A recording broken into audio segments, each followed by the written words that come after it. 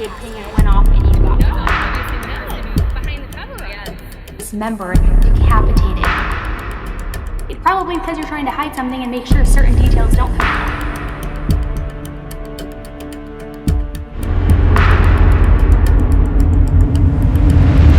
Tend to Life with Annie Elise.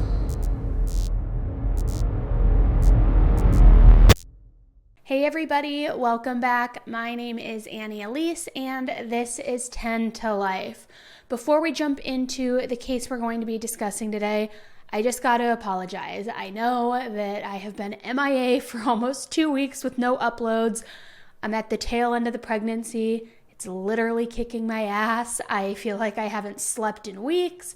I am so uncomfortable, and I think that it's karma because my first pregnancy was actually pretty smooth and I wasn't in a lot of pain, and now it's like I just can't get comfortable for the life of me, and I'm literally icing my feet every other day. I'll give you a little bump update too. Let me just show you. So we are bumping. I have a feeling she's going to be here early, but we'll see. But anyways, that explains why I've kind of been on this little MIA hiatus. So I apologize. I feel like I'm always apologizing to you guys for going missing, but once this baby is out and I get my newborn mom baby routine back in shape again and get reminded of how to juggle everything, I promise I will be better and more consistent about these videos. So thank you for bearing with me and still supporting the channel. I appreciate it. So today we are going to be talking about Tristan Bailey and Aiden Fucci case because there have been a lot of updates that have come out not only this week and last night, but also earlier this month. We're going to talk about it all today. If you haven't subscribed to the channel yet, make sure you do so by hitting that button below. That way you will get notified of upcoming live streams and new case videos as they drop, and of course case updates in this particular case if this is the one that you are choosing to follow on this channel. And lastly, if you haven't joined Discord yet and you do want to be a part of it, make sure that you head to Patreon. I'll put that link in the description box below and you'll have access to the Discord, which is basically just a private group chat where we talk true crime all the time.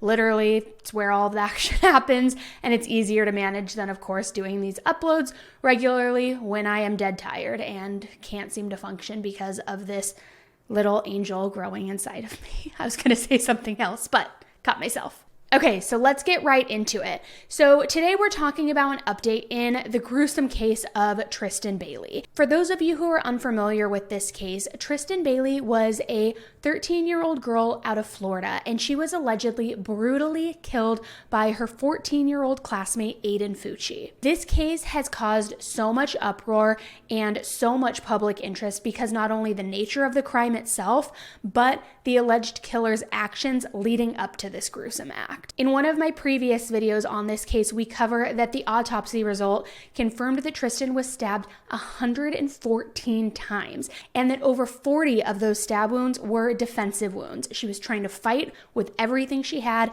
get her attacker off of her. Unfortunately, she succumbed to her injuries and she was brutally killed by alleged classmate Aiden Fucci, 14 years old. Aiden's knife was found in a nearby pond, very close proximity to Tristan's body, and what's even worse about this crime, one of just the many pieces that is so awful to hear and stomach and digest, is that the tip of his knife had actually broken off during this killing spree and was inside of Tristan's skull. I mean, it's truly, truly horrific.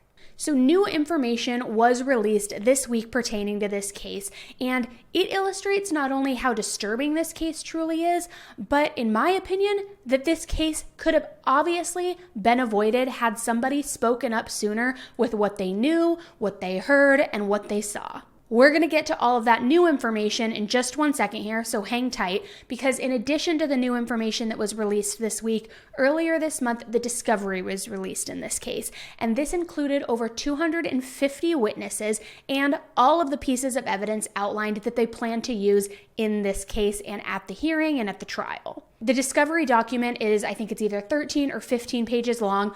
I was going to do a screen share and pull it up and share with you, but I can't because it's not redacted and it contains the personal addresses of over 100, actually over 200 witnesses. So I'm not going to share that with you, but I am going to go over some of the key points from that document before we go into the new information from this week. So before I break down all of those numbers and the different witnesses and pieces of evidence, I'm going to briefly explain what the different categories and witness types are, because with this many witnesses listed, it can become very confusing very fast. Category A witnesses are eyewitnesses. They're alibi witnesses, witnesses who were present when a statement or a confession was made by a defendant, expert witnesses, informants, more official witnesses who were to be heavily involved in the case, so to speak. Category C witnesses are witnesses who may not be called to trial, but whose knowledge of the case is outlined in police reports and other statements. So, in my opinion, more like civilian, non-expert witnesses. So you have your category A and your category C. And then category B is everything that falls in between. In addition to the two categories, you have your expert witnesses and your lay witnesses. Expert witnesses we know are the professionals, they're the experts. Lay witnesses is a non-expert witness and a non-professional witness. So again, more in my opinion, the best way in layman's term to categorize that would be a civilian witness. And when I was reading through this, I was pretty surprised with how many lay witnesses are listed.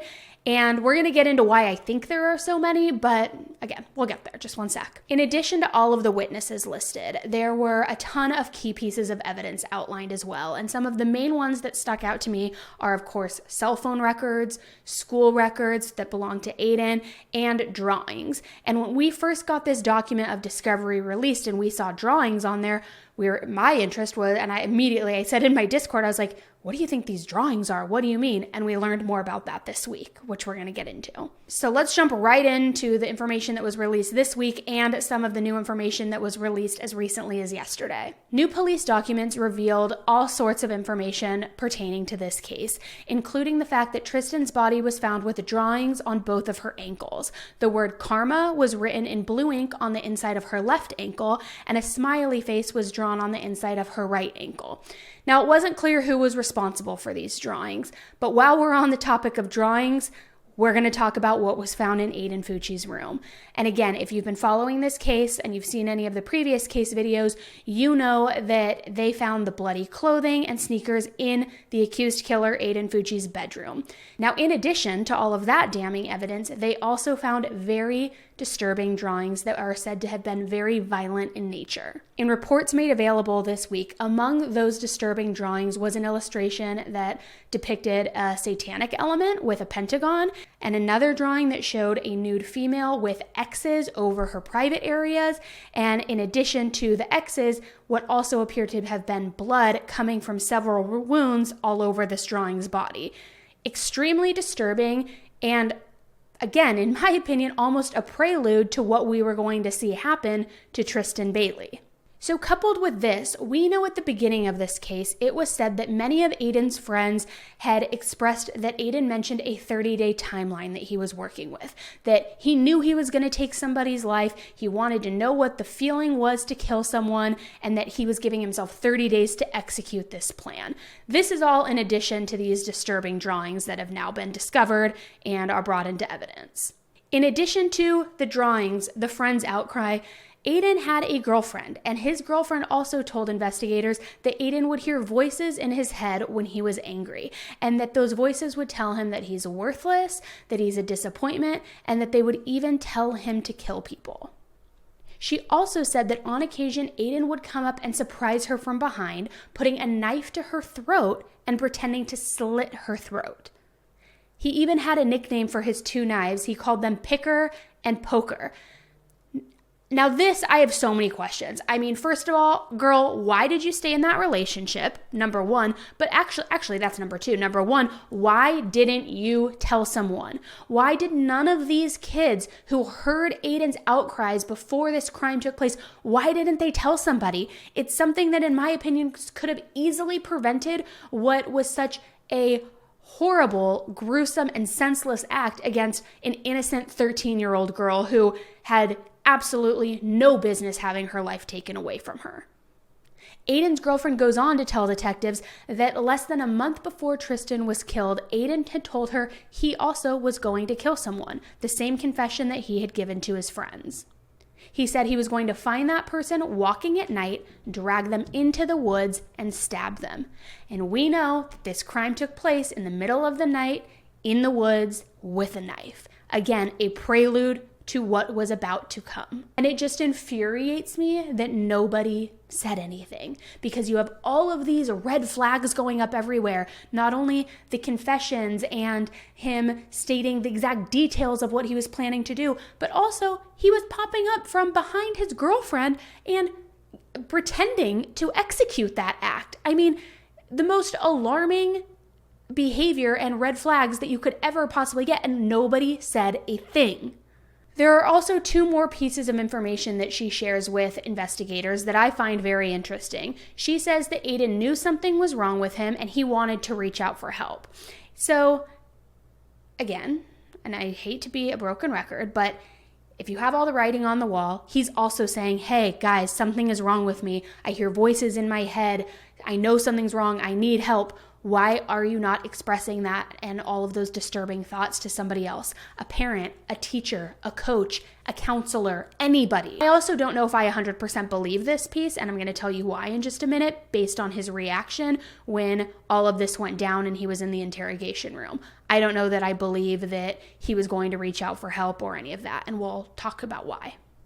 Lastly, she tells investigators that when he was in the back of that cop car, which we know that infamous Snapchat picture that he posted where he throws a stupid peace sign up and he's like, has anybody seen Tristan, or whatever he freaking says. I'll put it up here on the screen. We know that he had no remorse and was just being an a-hole, in my opinion, in that moment. But she said that he also called her while he was in the back of that car to say he was going to plead the fifth. Probably knowing that there was going to be evidence against him. But again, just no remorse, no accountability, just said, I'm going to plead the fifth. Now, here's where it gets a little bit interesting and why I don't necessarily believe that he was going to seek out help. Because when Aiden was in that interrogation room and told by his parents that Tristan was dead and that he was the last person to have seen her, his response was, how is that my problem? And I quote, how is that my problem?